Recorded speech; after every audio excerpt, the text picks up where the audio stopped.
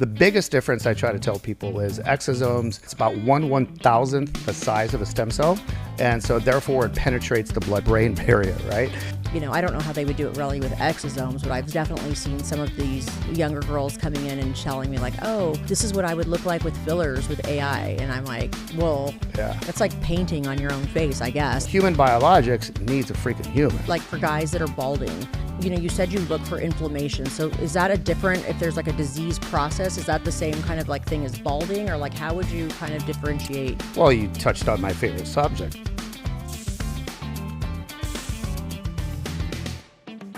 Hey everybody, we are back. It's Erin from DermFx and I'm here with my pal Tony and we are going to talk about all kinds of cool stuff today. So Tony, tell us what you do. Well, shit, sometimes I forget myself. But, you know, as I told your production staff before, I don't really like talking about myself. So before we talk about me, I just want to congratulate you.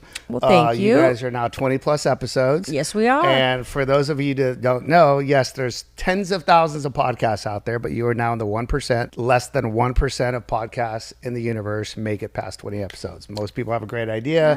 They get it on the Zoom or they upload it, but they never get to 20. So all right, way to do you the push, guys everybody. Definitely, you know, since the last time I was out here, you put in some work. The studio's changed, so congratulations. Thank you. I hope to be here for the 100th show.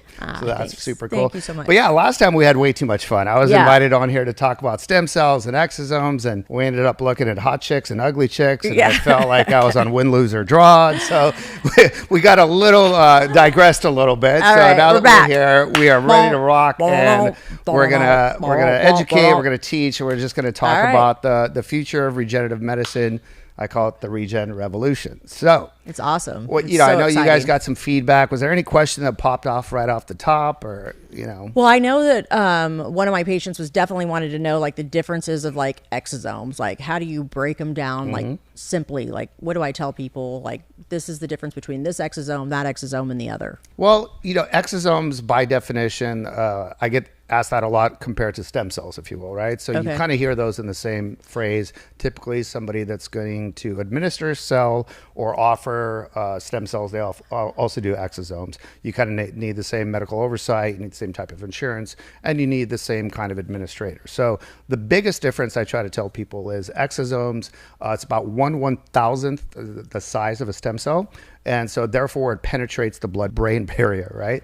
So by doing that, you typically, if one of my patients gets treated with stem cells, typically they won't see results or feel results for about 3 to 4 weeks. There's going to be cartilage repair, the kind of regenerative components to it with the cartilage. With the exosomes, the primary, what I have seen personally, and again, I'm not a doctor, I don't give medical advice, but being around it hundreds and thousands of times now, exosomes primarily lower inflammation.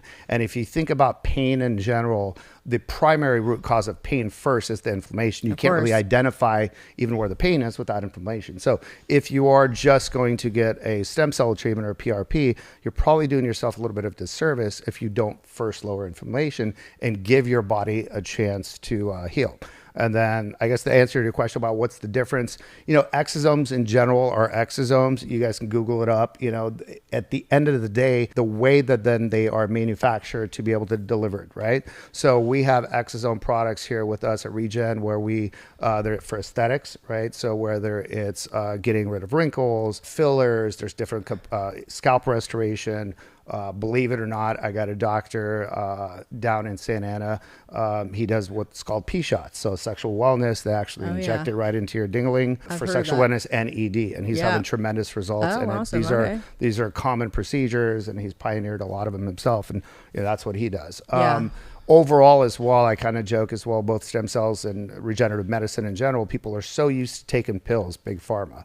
Of course. This is natural. These are human biologics. So if most people, especially if you're younger than 50 and you're relying on pills to get I would say try that first, because if your overall wellness with regenerative medicine, you would be surprised. Your energy levels are increased, your stamina is increasing, your blood flows, you're just in a healthier state of mind. So the differences then, you got lyophilized, non-lyophilized, shelf-stable, cryo-frozen. The administration of it is mainly the difference. And then it comes down to dosage, 10 billion, 20 billion, 40 billion, which some of them are marketing how these companies are quantifying it, who sat there and counted out 50 billion things, right? Right. What microscope are they using? What manner of science? Okay. So you got to really find the right kind of companies that you can trust and then understand the difference in what I hear things right now, especially in the Asian community, trillions of cells, and people are going to, well, this one's trillion, I want 2 trillion.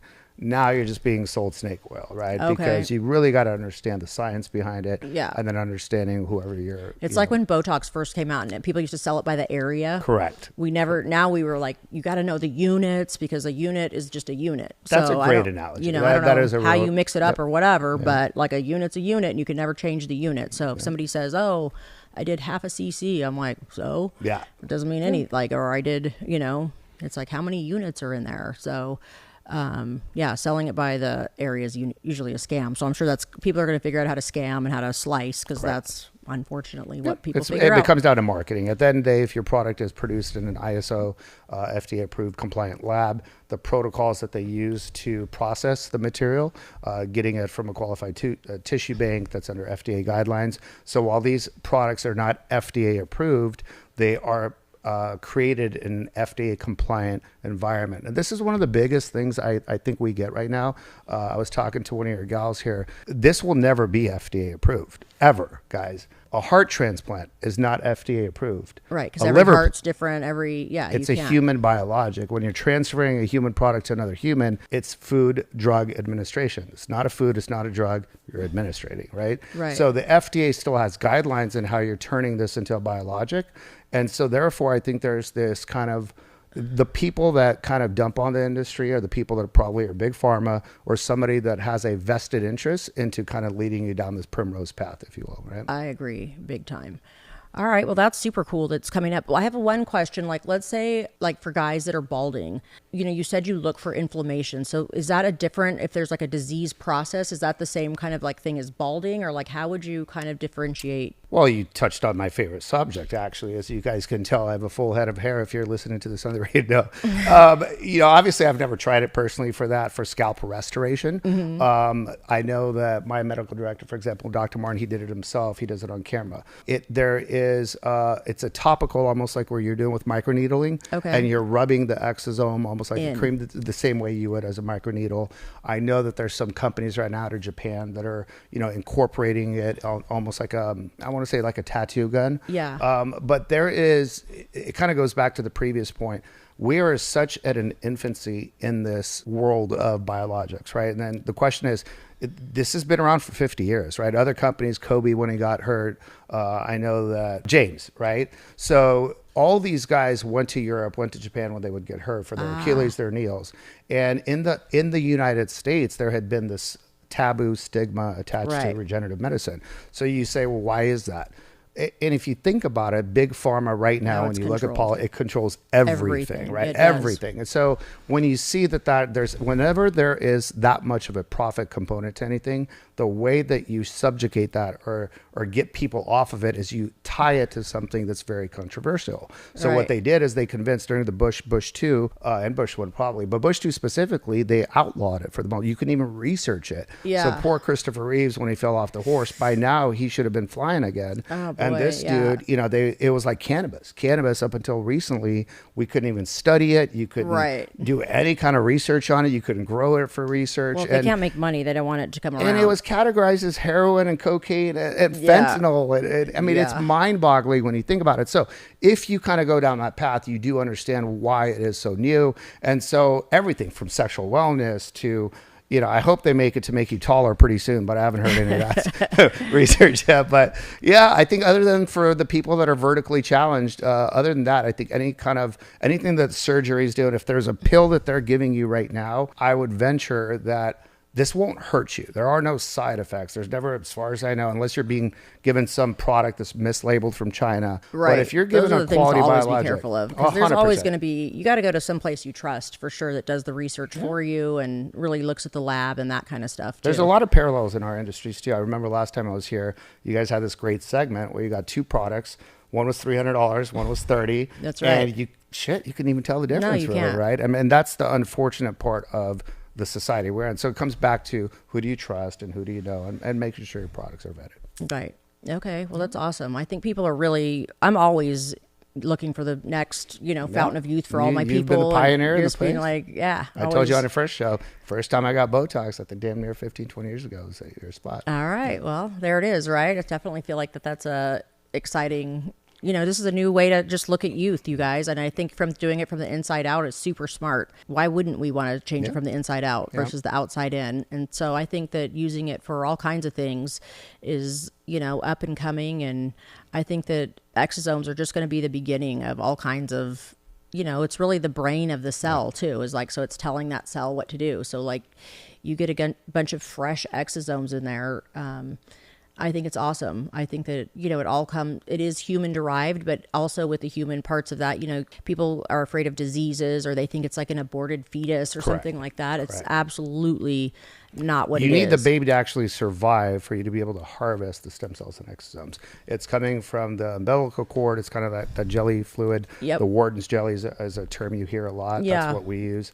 And again, these have to come from full consenting females in the United States. Yes. Full-term pregnancies, C-section, I believe. And then they also have to go through rigorous testing from the product. That's right. 99 plus test. And then they have to sign an affidavit that the gal had never had a COVID vaccine, believe it or not. And that is because you are seeing, forget it, whatever you want to call the conspiracy theorists, it was true. The spike protein thing is a real thing. Yeah. And right now there is some validity in that you do not want these accelerated spike proteins in your donor product. So they do rigorous testing. I'm sure a lot of people that would answer that. So when people wonder why there is a cost to it, it's not cheap to manufacture ethically, legally, and a high quality product. Exactly. So, all right, you guys. Well, they're definitely coming to DermFx. So I got my pal over here helping me get on it to bring everything that's awesome to you guys, and we will be definitely using it to help everybody look cuter, feel cuter, be better, right? That's what we're all about. And I'll give you another little anecdote with the times that we're in, right? With AI right now, you hear Rogan talk about it, you hear everybody, from business community to even just mom and pop grandma wondering, are the aliens taking over? At the end of the day, yes, if you're a truck driver, you're screwed. Remember when your kids were probably younger, they told you to put them in coding and coding will take over. Well, AI is taking over coding. You're fucked if you're in coding. That's right. However, there are certain industries that are still reliant on human beings, right? Plumbing, electricians. Absolutely. You're going to need those components. Yes. Human biologics needs a freaking human, right? To study it. There are going to be elements that AI, maybe the research speeds up. The marketing could be a fake gal that's promoting it that looks like a Neen that's not really a Neen, so now we don't have to spend $100,000 on her to be the promo. Right. It's going to be a Neen avatar Neen, and people don't know the difference. And so it is uncanny what they're doing, where even down to porn, I think it was Pornhub or whatever, these chicks, you think they're real, they're not. No, they're not. A fake chick. So I was telling you earlier, this industry, there's a ton of money in it that people will still need to administrate it with a human. That's you need a human to get it, and you need right. a human to create the product, right? So I would say it's somewhat AI immune for the most part. Okay. Outside of the marketing and the promotion and creating brands. Well, I think it's going to really come down really to trusting where you go and who you are around now, because AI is so deceptive. You have no idea what's up, what's real, what's not real. Even with, I don't know how they would do it really with exosomes, but I've definitely seen some of these younger girls coming in and telling me like, oh, this is what I would look like with fillers with AI. And I'm like, whoa, wait a minute. Well, that's like painting on your own face, I guess. Like, I could make you look like whatever, but there still is human tissue there that is like the one thing that you can't say is 100%. This is how it's going to be, right? You might, and I'm glad you brought that up. I think one of the concerns I have, and coming from 20-year career on Wall Street, I hate when people overpromise, underdeliver. Yeah. And there's always should be a red flag when people are, over glamorizing. Oh, you're going to walk again. You're going to be 6 inches taller. Yeah. It's just like really tell people what it's going to do, right? And so in this case with wellness, you feel better. Could it help with certain diseases? Yes. We can't make any claims, but we see the testimonials. I see it every day. I have hundreds of videos that people send us. Thank you. Sometimes it's instant. Sometimes it's 3 months later. Sometimes it's the things that you don't think it would help. I'll give you an example. One of the first times I did this 4 years ago, I was with a gal, and she was a former PGA collegiate golfer, and she had a shoulder injury. And she took an IV of stem cells and exosomes, just an IV, 30-minute drip, 500cc bag. And about a month later, they did the follow-up calls on her. And she used to be on some weird pharmaceutical pill from the time she was 15 on. She was about probably early 30s, late 20s. And she had gut issues, like severe gut issues where she had to take some kind of a pill. And now with these stem cells and exosomes, but specifically stem cells, they go to repair the first part of your body that needs the most help. Yeah. So you could have a heart valve injury. They're like little quarterbacks, like, put me in, coach, let me fix the shit. So her gut issues went away. She went off the pills. She didn't ever have to take them again. She ended up taking a second dose. The shoulder thing didn't get repaired on the first one. So they went to work fixing her gut. So I do see that a lot. And that's why I tell people, I can't guarantee it's going to work. I can guarantee it's not going to hurt you. That kind of is my same story too. I tried them and I had a partially torn Achilles tendon, which I was panicked about, but I also had all kinds of wrist injuries, and the wrist injuries were really stopping me from working, and I needed surgery on both of my wrists. And I was just kind of like, oh no. So I did it for that reason. And I was definitely, I haven't gotten it MRI'd again, but I know because I used to have to like get up in the morning and like hobble to the bathroom because I'd have to have one pointed toe because I couldn't stretch my Achilles tendon out, and that's completely gone just from one time. So it didn't fix my wrists that I wanted, but I was like thinking, oh my gosh, when the doctor told me if you tear that, it's going to be a 2-year recovery, I was like, wait, what? I don't 2-year recovery. So it is interesting how it goes to where there is the most inflammation. Yeah, and guys, there's 2 different applications, right? So there is a outfit out of Florida. I'm not privy to say the name without getting clearance from them, but all they do is they're your world, they're aesthetics, Botox, etc. But it's all natural. They're substituting all the different things that are unnatural about the world that we've been taking for years. I still do Botox, but they're substituting slowly, and they're priding themselves now, or we're all natural. So I do see some different spas out here now incorporating it as a natural alternative. But from a business standpoint, there is something to be said that people are really looking for natural alternatives. For sure. For me personally, I'm going to still do the Botox because it's been working for me and I'm not that old. But where I see the biggest results for us right now is helping people in pain. This country, we have 450 million some odd people. We represent only 5% of the world's population, but we consume 85% of the pharmaceutical opioids that are created in the planet. And if you think about that number, it is gut-wrenching. It is. When you drive up around where your studio is, where my old studio was on Beach, you see these people nodding over. This was an epidemic created by pharmaceutical industries, terrifying. Right? So the biggest satisfaction I'm getting is my 60 to plus people that are being told they have to have surgery, knee replacement surgery. Here's a pill. Well, now you have side effects. Well, here's another pill for that pill. And then here's another pill for that pill. And then you see the commercials and everybody's fucking dancing around all happy. Well, if you're in so much goddamn pain, why are you happy? Right? And every commercial, everybody looks so damn happy. Yeah. And then at the end, there's a race car, blah, blah, blah, blah, blah, of all the side effects. That's right. And again, this law passes that we're the only civilized country in the world that allows pharmaceutical companies to advertise. Not just advertise to you, but to the kid. Go talk to your doctor if this shit should work. Well, my doctor should know that. I shouldn't be educating my doctor. Yeah. Hey, so doc, I do, want this pill. For me, it's a passion thing to be able to help older people, give them an alternative. Can't hurt you, and it's probably cheaper than all the shit you'd spend on between surgery, post-op, pre-op, even if you have the best insurance. So I'm excited to see where the industry goes. Me too. And it's super, as you can tell, I'm super excited. Way better than Wall Street. All right, you guys. Well, keep all the questions coming. We love hearing from all the patients and all the different, anything you guys got for us, throw it this way, and we will be super happy to answer any part of it. Hopefully I'm allowed back again. Always. Always. For the 100th show. Coming soon, Exosomes. So stay tuned. Yeah. Thank you guys.